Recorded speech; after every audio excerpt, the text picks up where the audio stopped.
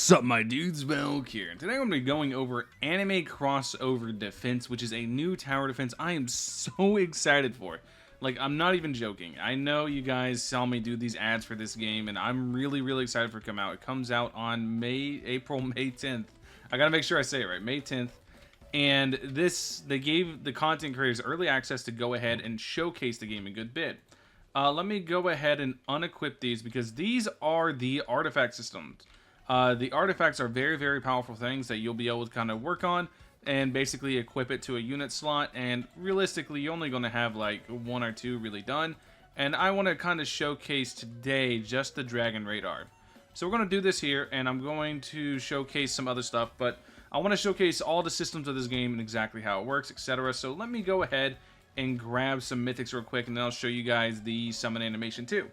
So let me see what all mythics I have and stuff like that, and I'll explain exactly how it all works, etc, etc. Let me grab all these mythicals real quick. Alright, there we go. So, let me grab a couple more.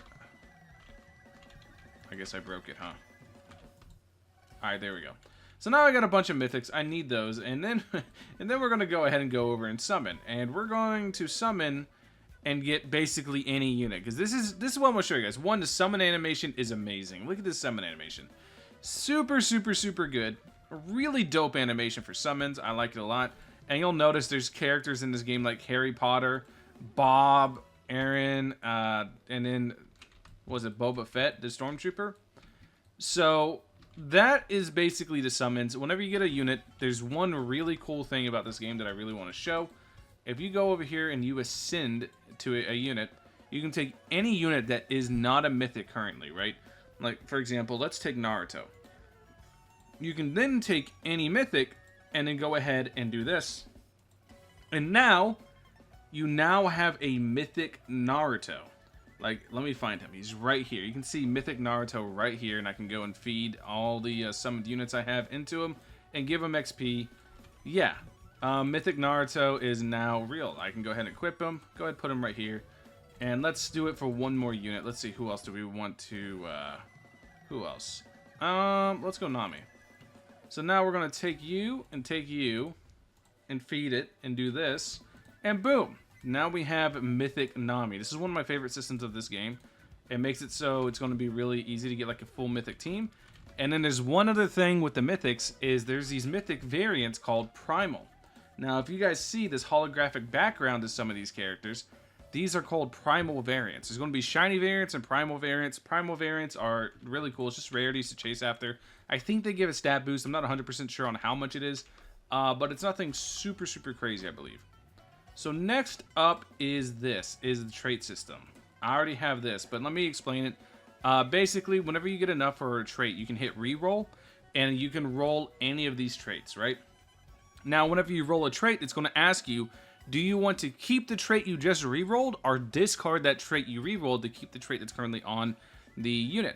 So basically, what that means is the fact that you can just sit there and reroll traits and always go for an upgrade. Never downgrade. It's not like AA where you're going to roll off like golden on somebody or whatever it was.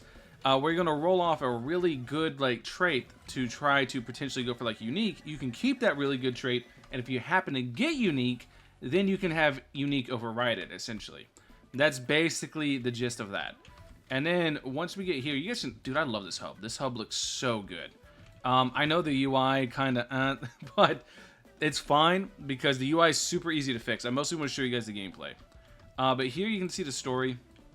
Here you go through this little portal and you go into story mode. And then there's these, you know, standard portals, like everything that all this stuff does. You know what this reminds me of? It reminds me of Crash Bandicoot. I don't know if you guys ever played Crash Bandicoot back in the day, but that's what these look like. And it's super funny to me. So, now that we have that going, we have our Dragon Radar on. I'm going to go ahead and go to my favorite game mode, the Artifact Rift. I'm going to go in more depth and more videos in the future as we get closer to testing for this game and all sorts of stuff whenever content creators are allowed to play more. But for now, they want me to just make like one really quick video and just showcase some stuff to you guys. So yeah, that's basically we're doing like a condensed version of it. So that's basically the systems of it so far. So next up, we're going to go to my favorite game mode. I love this game mode so much. This is called Artifact Rift. We go here, right? We go ahead and hit start, where it's going to take us to a random stage, and then we're going to have random modifiers on top of the stage. Some negative, some positive, some in between. It's all random. It's a fully random stage, and it's super fun. I love this game mode. I am in love with this. I could play this game mode for literally hours. It's a super, super fun game mode, and I've been enjoying it, and I'm so excited for this game, so I can show you guys. Crystallize bull market, gain 2 times coins during this game. Whenever you spend coins, summon an angel to help destroy the enemy. Decrease range and everything costs 80% more. Inflation. I love inflation. So next up, we are going to go ahead and do this. We're going to put Bulma down. We're going to start it. And then we're going to 2 times. And then put down this Naruto that we just evoed earlier. So now, we're going to go ahead and do this. Upgrade that. Upgrade this. And then we're going to upgrade Naruto. And we're going to keep doing this and keep upgrading Naruto. Dealing massive damage. So we're going to go ahead and upgrade this right away. And basically go from here. Alright. So now Naruto's got big damage. Really big damage. And we're going to go ahead and try to upgrade this right away. So we want to increase that coin generation so we're able to make even more money. Ooh, Crystal Helix. We needed those for trait rerolls. So we're going to keep trying to make as much money as we can. And we're going to eventually summon Shinron. You can see the Dragon Balls and stuff. It's super sick. If you put her down wave 1, you will be able to get to like wave, I think like 15 by the time she actually summons the Dragon Ball. So that's pretty sick. But you guys can see there's these 2 paths. The 2 paths do different things based on what you're wanting the unit to actually accomplish, right? And because we're after just more money, we're going to go ahead and do this and increase coin generation as much as possible. So we just have Naruto here basically just punching away solo. Might give him a little bit of juice. That way we can just increase this. Naruto manifests 4 out of 9 tails. Okay. Yeah, we're just going to give him a little bit more juice.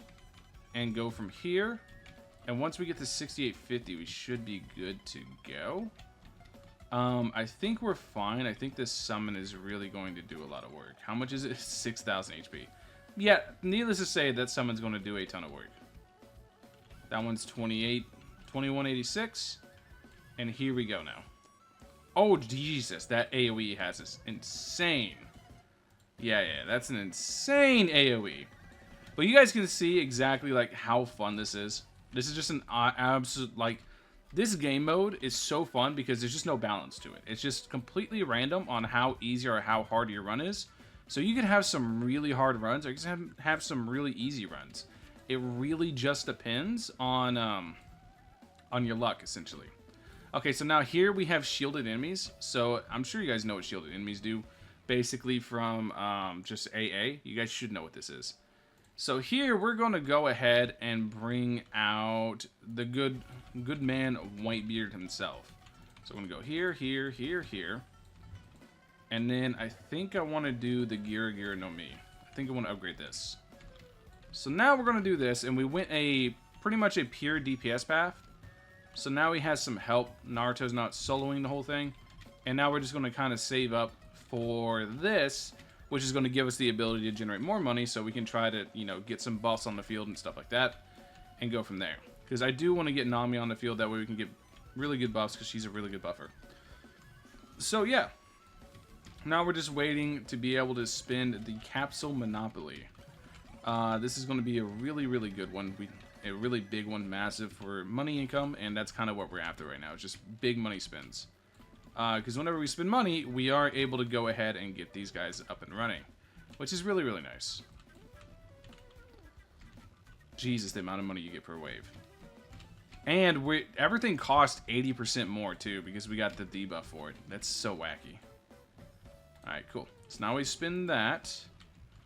And now we're going to be able to generate crazy money, as well as we have the Dragon Balls on Bulma as well. Now, is it optimal to put the Dragon Balls on Bulma? Probably not, but it is funny, and that's kind of what I'm here for.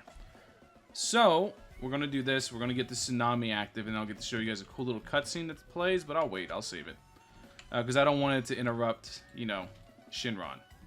So, we're going to do this. We're going to keep ramping up, and you guys can just see how, like, hilariously strong some of these units are, mostly because the game mode is very, very funny.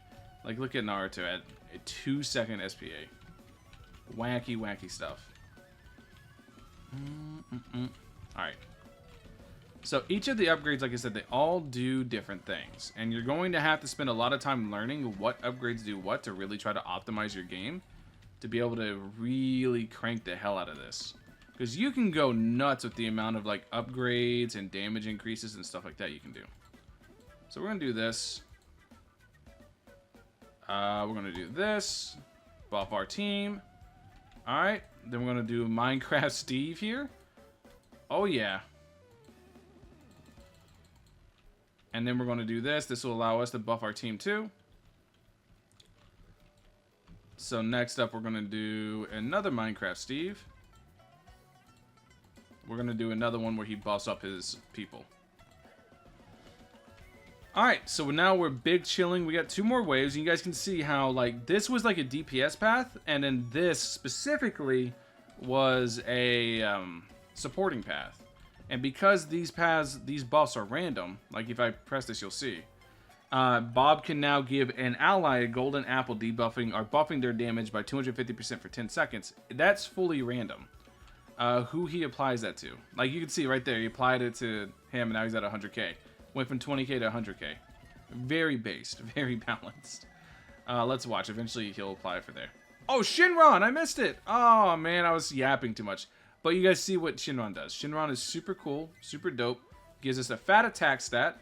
So now, let's go ahead and let's hit Tsunami. Look at this cool cinematic, dude. It's super fast because I had it on 2x speed. Which, yeah, 2x speed off rip. Like, this game's going to be so based. You guys can see why I like this game so much. I'm so hyped for this game. Now that I've played it a little bit, I like it even more. I'm going to be honest with you guys. If you guys like Anime Brawl All Out, I believe it is, these are the people who made that, and this game looks so sick. I'm so hyped for Anime Crossover.